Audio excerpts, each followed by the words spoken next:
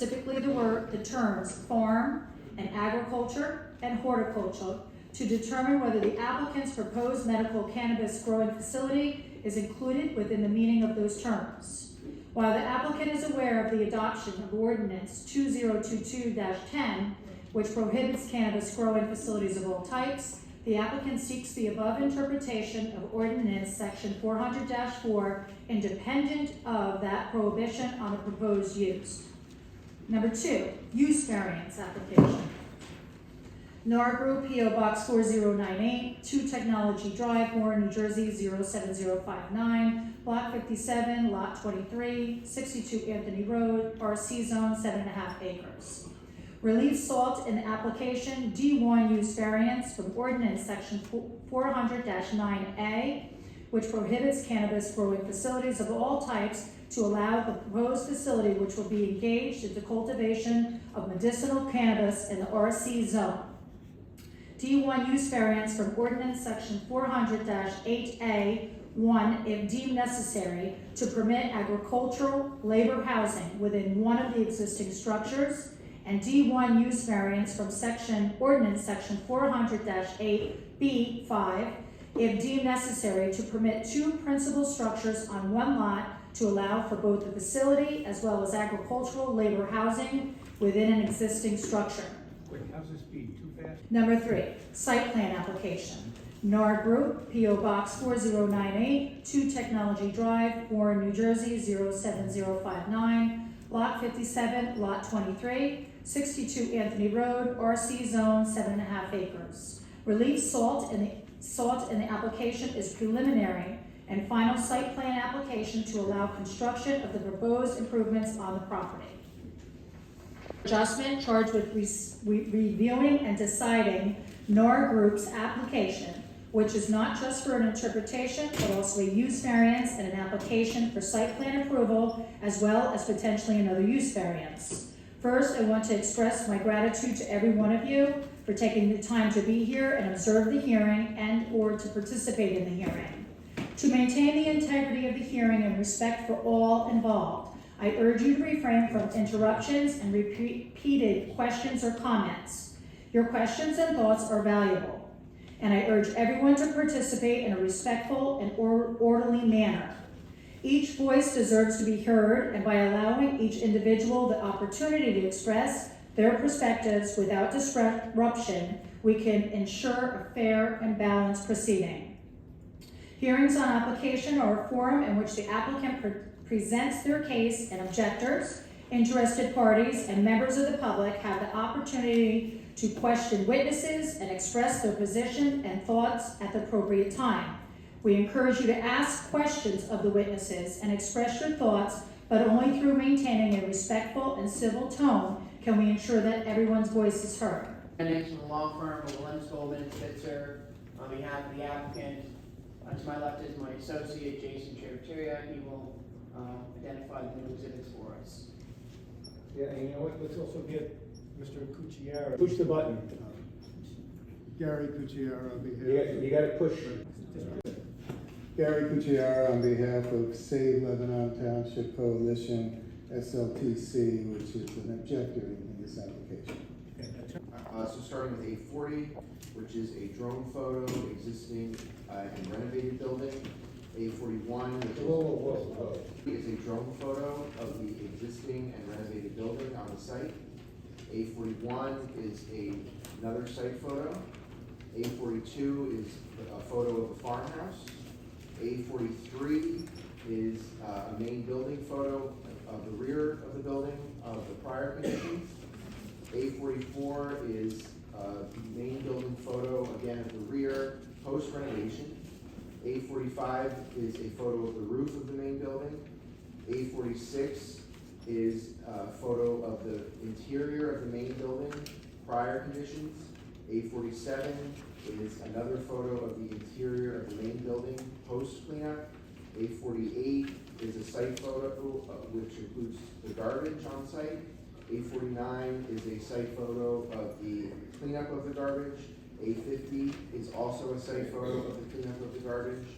A51 is a site photo pre-cleanup. A52 is a site photo of the same area post cleanup. A53 is an EPA no further action letter dated July 19th, 2012. Okay, this EPA or? A54 is the woodland data form with the name of the forester on it. A55 is an updated woodland management plan cover page. A56 is the initial hemp farm map submitted to the SADC. A57 is the initial hemp approval email dated June 27th, 2023. A58 is the hemp site modification application. A59. Indoors, yet when there were some questions asked of you, you also indicated outdoors. Could you clarify for the record what the applicant is proposing with this application?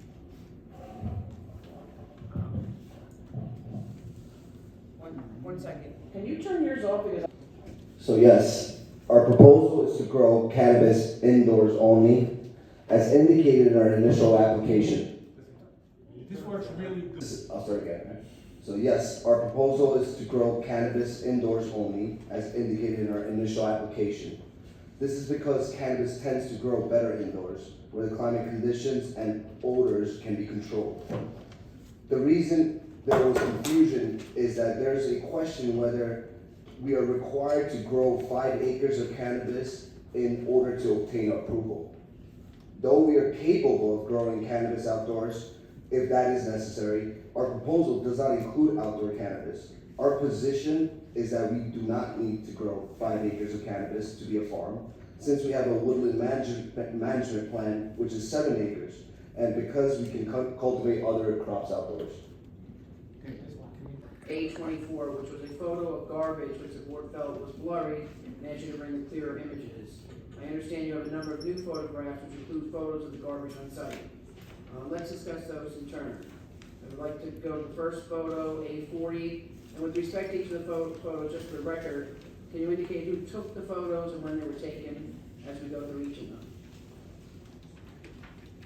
A40 is an aerial photo of all the buildings, with the renovated buildings in the rear and the dilapidated buildings in the front. I took this photo in June of 2023. Thank you.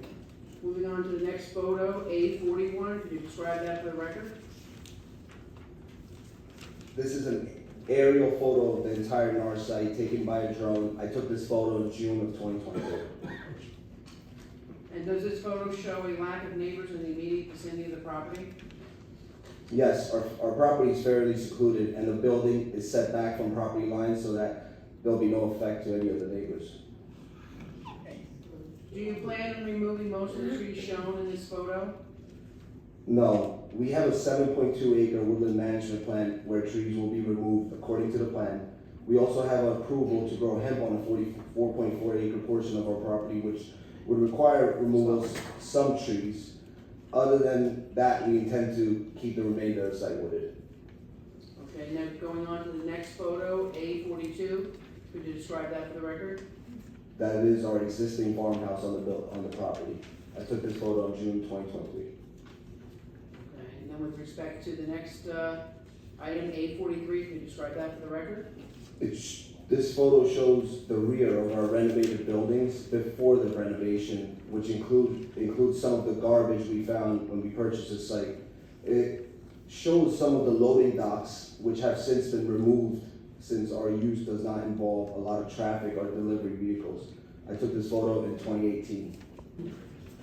Does this photo show the loading docks removed? The one later on will show you. They're there. On to photo A44, can you describe what's in that photo? This photo shows the rear of the building. Since we have done the renovations, you can see we removed most of the loading docks. I took this photo of June of 2023. Moving on to A45, can you describe that for the record? This photo shows our new sealed roof on our building. I took this photo of June 2023. And then moving on to A45. A46. This photo shows the garbage and the wet spots from the leaking roof. I took this photo in 2018. And again, you don't know the exact month, you just know it was 2018. Yes. Moving on to the next photo, 847, describe that for the record. This is a photo of the interior of the building after we cleaned out the garbage. I took this photo in June of 2022. 2022 or 22. 2023? This one is 22. All the other June, On to the next item, photo A48, can you describe that for the record? This photo shows some of the garbage on the exterior of the property. I took this photo in 2018. And moving on to, This photo also shows the garbage at the property. I took this photo in 2022. it's not a speed. A49, This photo also shows garbage at the property. I took this photo in 22. in 22. 2050, This photo also shows garbage at the property and the removal process. I took this photo in 2022. and photo A51, This is another photo of garbage and us removing the garbage. I took this photo in 2022. and then what's shown in photo A52. This is the same location as the previous photos, which, with the garbage removed. I took this photo in May of 2023. So we identified all those photos for the record. I'd like to move those into evidence. Subject to a no further action letter from the EPA, which is the Federal Environmental Protection Agency. And that's what's exhibit A53. In 2012, yes. In 2012, the EPA issued this no further action required letter. According to the letter, it was determined that no further work was required. We received a copy of this letter from Fannie Mae, which sold us the site. We cleaned the site for 4 years with no contact from EPA or DEP. After submission of our application and multiple calls to the BP from locals, we have engaged in professionals to review the thousands of documents regarding our site's history. The site has had an environmental issue for over 30 years, and no one has been able to resolve this issue. Not the previous owners who created this problem, not the township that watched the site sitting over time, and not the dozens, if not hundreds of people who were interested in this site over the years. We are trying our best to resolve any issues as soon as possible, but without our approval, we have limited resources, which just makes things move much slower. We will stay compliant with DEP and look forward to clearing the site once and for all, which will greatly improve the property values of the neighbors around the property. what, Once the EPA and DEP don't have like a connection, so they don't know what EPA did over there. So now they want us to go through all the EPA documents and give them an update on what has been done and what's left, or if anything's left. So that's what we're going through now, is going through all the records and finding out if anything has to be done. And we're in contact with DEP and working with them to get this done. so you need some NJDEP approval? Or sign off. So the way that works is NJDEP, they actually give you a set of years, because, you know, it takes time to do these things, and they give you a set of years to remediate your site. It's all, you know, you have to be compliant with them as time goes on. You have something from the NJDEP? Like you have this no action letter, 853, you have something from the NJDEP that explains what they're looking for, that you can put it as an exhibit? We could possibly get something from them. You got Mark? Yeah. At the last hearing, we also discussed your woodland management plan. The board wanted to confirm that the woodland management plan we previously marked A3 is what was approved. What were you able to provide to the board today? So A54 is our woodland data form, which is prepared by our professional forester, whose name also appears on the cover of the woodland management plan. A55 is the updated cover page for the most recent submission. These are the documents that were submitted to the DEP, which are referenced in the letter from the DEP A14, which says that the submitted woodland management plan is deemed sufficient, and that the proposed plan and the corresponding field activities are consistent with the state forestry criteria. I have a clearer copy of the exhibit with me today. Yeah, A54 to the DEP. Did you submit this? We submitted, yeah. Okay. Whose signature is this? The signature of E. Joseph Bushina? That's our forester, Okay, and my signature's on top. okay, so that's your signature on the top of the second page? Yes. Okay, and A55, where'd you get this from? I know So it's, we had a woodland management plan last year in 2022, but we didn't submit it until 2023, so that's why he had to update the cover sheet on it, and that's an updated cover sheet for that.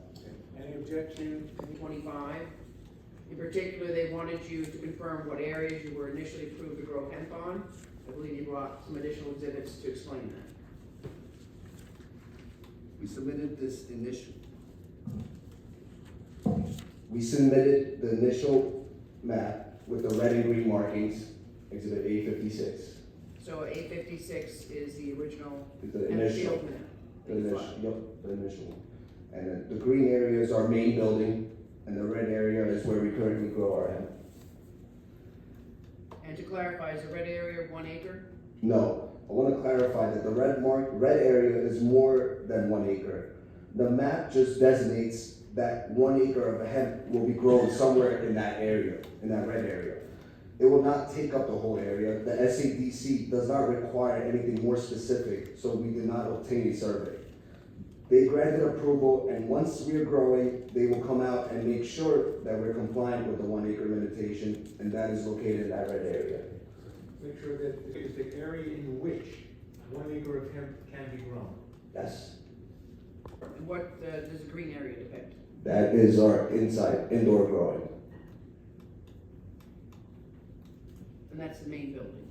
Yes, And you personally submitted this, or transmitted this to the SADC? yes. Any, knock off the mic? Email from John Kerr from the New Jersey Department of Agriculture on June 7, 2023, confirming we were issued the hemp grower's license we provided at the last meeting. And that's been identified as A57? Yes, And that's an email from John Kerr yes, to you, the NAR group. yes. Give us email and you review it. Yes. Application request, which included the modified map, which we submitted last time, which was marked A25. We added the building marked in yellow and the area marked in orange, which would allow 4.4 acres. The orange area is much larger than the 4.4 acres. It's just to show the second hemp field location. Okay, so quickly, the last page attached to A58, I take it is a duplication of A25. Yes. Make it easier for everyone to see right now? Yes.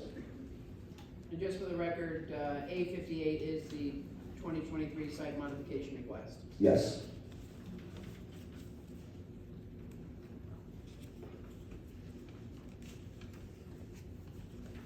You also wanted the opportunity to tell the board how certain objectors try to frustrate your application. You have several exhibits that you'd like to identify for the record. So yes, Richard Webb submitted the ordinance to the Township Committee shortly after the planning board determined it did not have jurisdiction to hear our application. That was submitted on September 8th as shown in Exhibit 59. The cover letter attached to the email confirms a couple things. First, the absence of a prohibition on medical cannabis means that it was permitted. Second, it confirms that the objector is aware of the time of application rule, which would apply to the planning board application.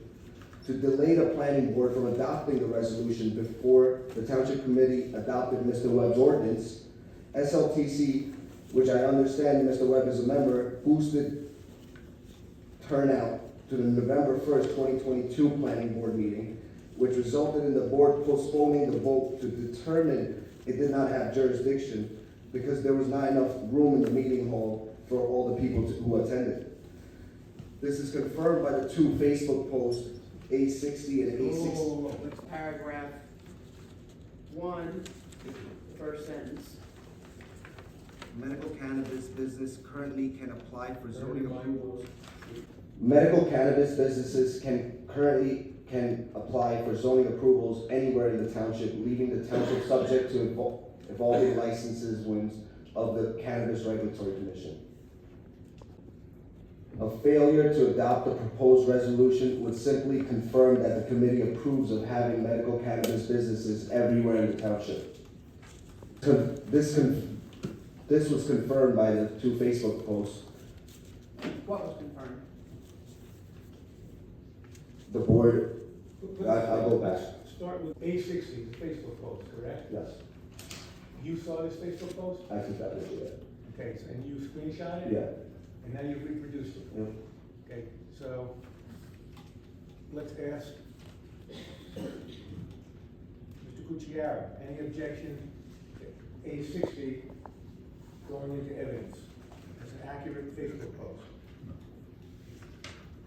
No, Mr. Move it into evidence. The Facebook post, A60 and A61. The planning board adopted the resolution at the next meeting. A62. And then looking at A63, could you identify that for the record, please? A63 is our planning board resolution. And the planning board resolution was adopted on, November 29th. and that basically confirmed that the planning board declined jurisdiction over your pending application. Yes. Like to move that into the evidence? The board adopted the resolution at the meeting on November 29th, but that was after the ordinance 2022-10 was adopted by the township committee on November 2nd. That ordinance prohibited medical cannabis facilities. NAR never had a chance to file an application to the zoning board because the planning board never formally adopted a resolution denying jurisdiction before the ordinance prohibiting our use took effect. Gap in there. Now you have your time. I'm gonna go through the 10 questions that the flyer talks about. But why don't we say, further to say, NAR's Alternative Treatment Center, marijuana production facility at 62 Anthony Road. There's 10 questions, and your purpose of this testimony is to try to address those specific questions. Yes.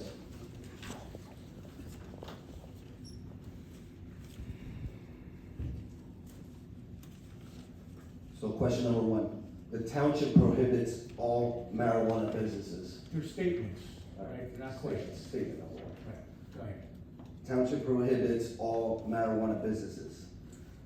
SLTC lobbied to have the ordinance which prohibits medical cannabis in the middle of our site plan application that we're being put up against now.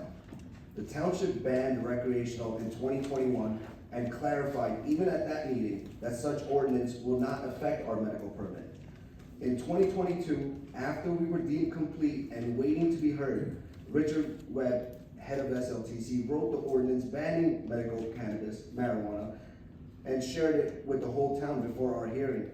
As I described earlier, steps were taken to ensure the planning board's resolution determining it did not have jurisdiction was adopted after the prohibition of our use and was adopted by the township so that we could not file an application before the zoning board under the old ordinance.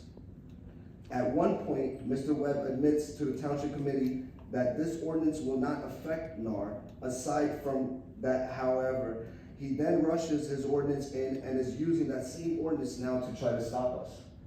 The members of SLTC know we are doing everything in the right way, so that was their whole plan to delay us further. We understand people have questions and concerns with our project. The bottom line is the proposed use is a farm and under the ordinance, and therefore was permitted when NAR filed its original application. B, NAR's business is illegal. Item 2. NAR's business is illegal under federal law. Cannabis is a legal crop under New Jersey state law. So what are we doing illegal? Our company will pay federal taxes just like any other business. We're recognized by federal government as a cannabis cultivator, and it's perfectly legal to do so. Item C, NAR never. Three. The three. Just go with the numbers. Let's make it clear. NAR never obtained required township approval. This has been another tactic played by the SLTC to stop our development plans no matter what. We have supplied enough evidence to support our plans and actions in getting a zoning permit approved. With all our proofs on record, anyone can clearly see that zoning permit was a topic of discussion during the meeting and then answered with a letter issued by the township in 2019. NAR paid escrows as requested by the township every step of the way. The township confirmed the use was permitted. NAR tried to follow the process. Item 4, by definition, NAR would not be a farm. We're a prime example of a farm and agricultural use. Using our land to grow a crop useful to man is an understatement. We are growing a plant that helps relieve pain for people of all ages at a time of need. We are patiently waiting for when farming operations will grow the flower needed and appreciated by the people of need. Bottom line is, we're proposing to grow a plant on an agricultural property where growing of a crop useful to man is a permitted use. Farming can be done indoors, as demonstrated by many farms that have already had indoor growing throughout Lebanon Township. Item 5, foul odors, noise, light pollution, and well water use. Odor. With growing hemp, we have no rules, regulations regarding odor with SADC. Hemp smells exactly like cannabis plants. With cannabis, we're mandated to have an odor control plan in place under state guidelines before we even start operations. During the final growing, flowering phase is when cannabis hemp plants is noticeable. With outdoor growing, odor molecules slowly dissipate with it being hardly noticeable outside a 15-foot perimeter. Odor control and mitigation is a fundamental function within the cannabis cultivation industry. It is our job to tackle odor mitigation on 2 fronts: to provide a healthy environment for our staff, which involves odor control at the source, and to be a good neighbor within our immediate community, which involves controlling our external odor output. Our facility will be built in an air-sealed environment with spray foaming every inch of the ceilings, walls, exterior roof, and even our ducts. We're using airtight sealed refrigeration panels to build out smaller rooms inside for interior walls and ceilings. These air-sealed grow rooms provide a double layer of protection. This construction method effectively creates perfectly sealed environments that keeps what's inside in and what's outside out. It resembles a refrigerator with coolers inside for growing. This method helps maintain high efficiency levels while ensuring no smell can be released outside. For example, it doesn't matter how old food is in the refrigerator. As long as the door is closed, you're never gonna smell it. We are working with Byers Scientific, who are one of the leading firms in our country for air quality and odor mitigation for carbon scrubbing. Our interior odor defense starts with our grow rooms equipped with MT series molecular filtration systems and an inline element air duct lights, which will defend against internal contamination. By using proprietary REME and PHI cell technology, fill the air with friendly ions that fight airborne microbes and odor without any harmful emissions, destroying up to 99% of odor-causing microbes. These are well-known and highly effective scientific systems. Our HVAC units in all rooms will be equipped with carbon filters. This process is done with no makeup air, eliminating any odor leaks in our system. This design will ensure a foolproof odor control process with regular maintenance and surveillance. The facility itself has setbacks on all sides, which are hundreds of feet from adjacent property lines. Furthermore, the facility is surrounded by heavy vegetation that serves as a significant air buffer with neighboring properties. Our maintenance teams will routinely monitor conditions at our perimeter to ensure no disturbance to any neighbors and to confirm compliance with our state and clean air regulations. I would like the public and the board to know that we understand the public's concern with odor, and I would like to assure everyone that being a good neighbor is our primary goal. We would never propose something that would harm our neighbors, just to benefit us. Noise. State rules I'm sorry, before we go to noise, did you wanna? State rules mandate certain noise decibel levels allowed at property lines. If an operation is noisy, DEP then mandates a noise control system. We went with a solution that ensures no noise pollution from day one. We have many options to configure the setup accordingly to our HVAC units, which we can discuss further if needed. We even have options to enclose this section if needed. At the end, noise is not something to be concerned about, and we will ensure that in the future. Light pollution. We have proposed 5 driveway lights, similar to the 25 lights on the horse farm across the street. We have no problem with putting our lights on motion sensors after 10 p.m., ensuring there's no so-called light pollution. Well water use. With our hemp operation, we're anticipating between 0.75 to a gallon per plant per day. If we Hold on. 3/4. We grow 60,000 plants outdoors in our 5 acres. Hang on, but, okay, go ahead, keep on going. We will use between 45,000 to 60,000 gallons a day of water, and which is consistent with agricultural farm use.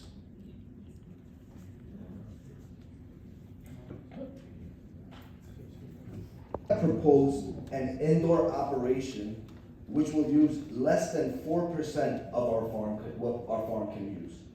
This equates to about 3 households with the water usage, which makes it the most efficient way to use well water. We have gone a step further with our design of this cultivation center. The most important and effective way to conserve water is to ensure minimum to no wastewater. This will be done by setting an effective monitored irrigation system, sensors to monitor water levels in our plants, using correct amounts of nutrients, and monitoring our reclaim tanks. Question.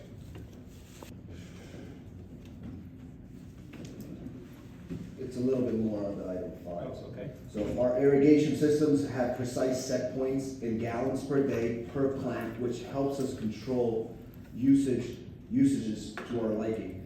Using crop steering methods, we will not have any runoff from our plants.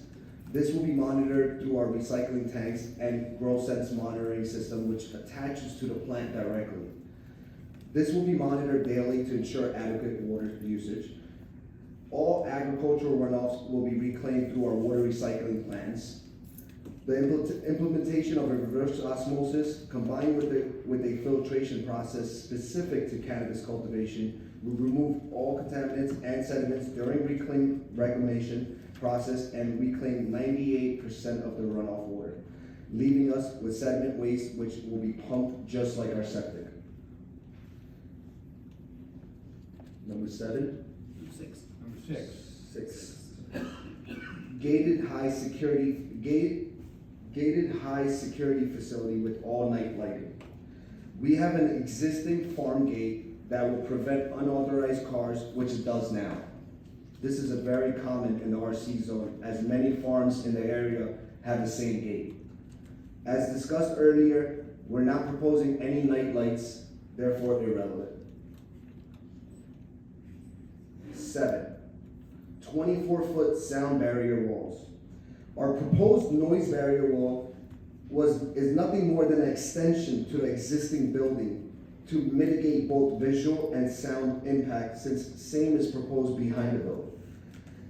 It has 0 visual impact from the road, nor will comply with the state noise code. In fact, we can easily put a roof on this wall connected to our building, since the remaining building is also 24 foot high, and enclose this area of the existing impervious coverages. 8. No marijuana tax revenue to the township. We have submitted state documents that NAR will be required to pay us transfer tax to the township. We have submitted multiple proofs regarding the process and have pledged this contribution to the community from day one. This shows we actually have the right intentions for a better future for this community. In our 2019 meeting with the former mayor, to be clear, we paid escrow fees to the township for a meeting with all necessary parties responsible for issuing our zoning permit. The township officials organized the meeting, calling who they wanted, and gave us a time and date to attend. Blaming the former mayor is a tactic to discredit the validity of our zoning letter from 2019. 10. Effect of property values. Our neighbors of this site have suffered for decades with loss of property values due to the environmental issues on the site. Any sale of property within 1,500 feet of this site by law needs a disclosure of this site's past history. Now we are proposing to turn a ex-industrial, later used by others to dispose of their garbage, into a clean and efficient agricultural operation that has high enough monetary value to do so. Once and for all, cleaning the site and its name, finally giving the neighbors the positive effects of their property values that they deserve after all this time.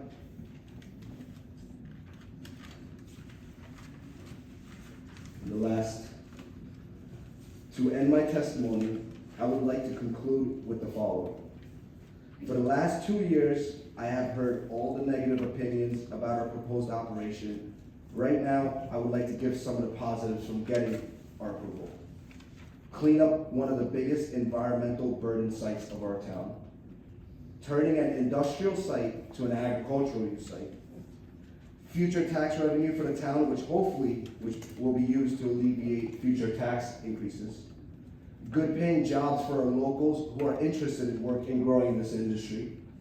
Jobs for local professionals such as electricians, plumbers, masons, landscapers, and much more. And finally, our commitment to help this community in any way we can. Thank you. Mr. Marglani, I'll get closer to you. speak louder. Marglani, my name is Gary Cucciara. You've known me. I represent SLPC as I introduced myself both before this meeting and the last, and the one before that, as a matter of fact. I would just ask that you not read statements in response to my questions, just answer the questions that I may ask to the best of your ability. If you need to refer to any of the materials you've read from to this point, just indicate that if it's the purpose of which is to refresh your recollection or to make a point about something that you said before, but clearly indicate what you're reading from, and frankly, what were you reading from? Is this a speech that you put together for the board, or is it something that was prepared for you, or did you prepare it yourself? It was the outline that we worked together as a team to prepare. And when you say we worked together, who was that? Me, Donna, Jason. And you indicated that there was some information with regard to water usage and the rest. Do you have data to support that? Water usage as in what we're proposing to use, or? Well, let me rephrase it. You had indicated that 3/4 of a gallon to a gallon for each plant per day would be necessary. And then you indicated later on, after you had the opportunity to review some type of information, that it would be approximately 1,200 gallons of water, of well water, to be used per day. What was the source of that answer? So outdoor plants take 3/4 to a gallon. He wants to know, you looked at a document. The report Right, or the application. so identify the report in the application file. That's what he's asking. Our DJM engineering water use report shows the water usage on our indoor facility. Okay, let's get that for the record, doesn't it? So our outdoor use takes 0.75 to a gallon of water per day. Our indoor use, with our growing mediums of Rockwell cubes, we only use a 1/4 gallon per day per time on our indoor. and that was in our water usage report submitted to the town. And I'd also ask you to refrain from getting any advice or information from your attorney while you're answering these questions. That's absolutely fair and appropriate. I don't know anything about medical marijuana, so I'm not gonna be helpful. Or anyone else, of course. Just by the way of background, where do you reside? Warren, New Jersey. And could you give us the benefit of your educational background? I have a degree in automotive, and I'm sorry, what do you mean by a degree in automotive? like I went to a tech school for automotive tech, and that's about it. That's your highest degree? That's it. Yes. Oh, high school and that, after that was after high school. Directly after high school, yes? No, a few years later. Now, with respect to the NAR Group, that's a corporation in New Jersey, is that right? Yes, Okay, and who formed the corporation, if you know? my wife. Did you have any involvement with the formation of the company? Part owner of the company, but the NAR group was formed and it's under my wife. And when was it formed? 2019. 2019, It was formed in 2019, yes. and you indicated that you have an ownership interest? I do, yes. What is that ownership interest? Don't confer with her. If you don't remember, say I don't remember. I don't. And he'll follow up and ask you to give it to him, but don't confer with anyone. I don't wanna disclose that. Well, you have to disclose that. How much ownership I own? Yeah, what percentage? My family, me and my I'm wife. not asking you about your family, I'm asking you about you. Me, maybe, personally, about, Percentage wise. I don't know actually, percentage wise, I gotta figure it out. Yeah, I'm a shareholder. Have you been issued stock certificates? We didn't issue anyone stock certificates there. Everyone invested in the company, everyone has shares allocated to them in the company. We haven't distributed anything because until the building gets built, there's an evaluation that needs to be put together. So that's why there's percentage numbers hasn't been put out yet. So really. Hold on. Now, you indicated that there's a number of people apparently who either are shareholders or investors in this company. Yes. How many are there? Right now, there's about 17. I have to And, go through the list and I can give you the exact count, but yeah. Well, you only have to disclose 10% or more, or almost 10% or more. You don't Well, have to no, disclose- you only have. Rachna Manglani, Ramesh Manglani, Sushila Kemani, and who is she? my mother-in-law. And what is her interest, if you know? Less than 10%. Well, you know, you're saying this, I was trying to explain to you earlier that until we have a final build out, we can't put an exact evaluation on everyone's percentage rate. That cost has to get implemented into our whole company valuation, right? So after that cost goes in is when we will come out with percentage rates. So right now, it's pretty much, you have this much shares, you have this much shares. We don't know how much percentage is gonna be until that final cost of the whole project comes out. well, how many shares have been issued? None? I gotta look at my records, but probably, I think it was $2.50 a share, and about $14 million worth of shares. And is there a record of what everyone Yeah. contributed? Yeah, Are you going to produce that for us? if I have to, yes. Well, I'm asking you to. But we'll By law, check if I have legally to. if we have to. If I have to, I will.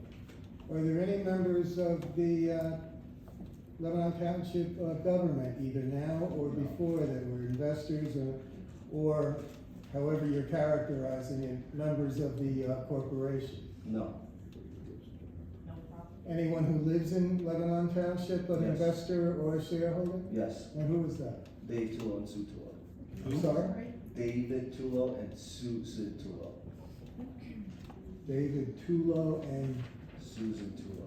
Susan. How do you spell Tula? Tullo. And what is their current interest? They're investors in the company. And how much have they contributed? $100,000.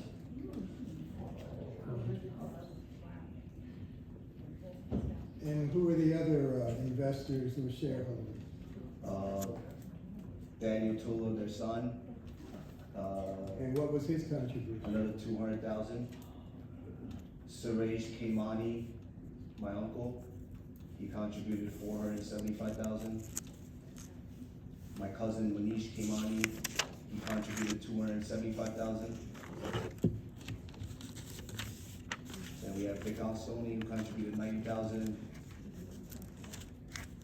Megan You Savarino may need contributed to 40,000. give the court I'll reporter get the them, don't worry, spelling. I'll get them. I'm gonna, Sorry to interrupt. Go ahead. I'm sorry, what was that last name you just said, Megan, what? Savarino, 40,000.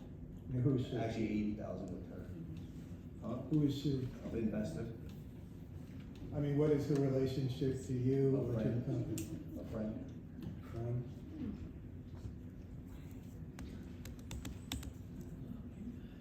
Who else? Off the top of my head, those are our investors.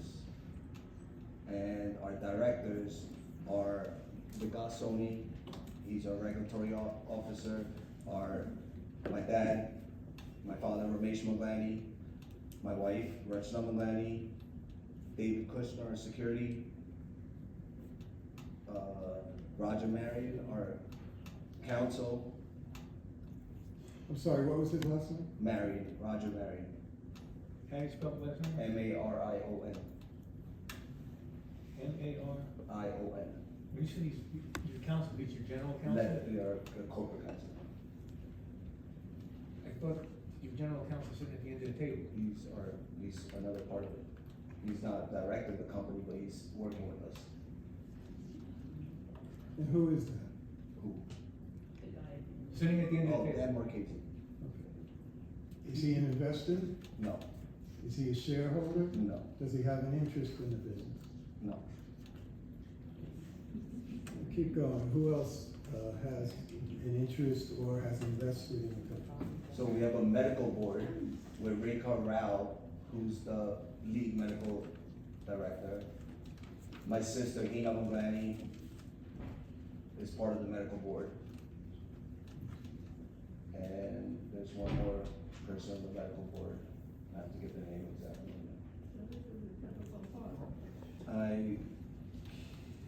I can't think off the top of my head anymore, but I will go through the list and I'll confirm if there's anyone else. That you're a business management professional with a proven track record of success in operational oversight and startup ventures. Let's start with that. What can you tell me about that? So I have been working with a bunch of different businesses in New Jersey. And What helping businesses were that? Cannabis businesses. Cannabis businesses? And what position did you hold with those I'm just a cannabis consultant. businesses? And what did that involve?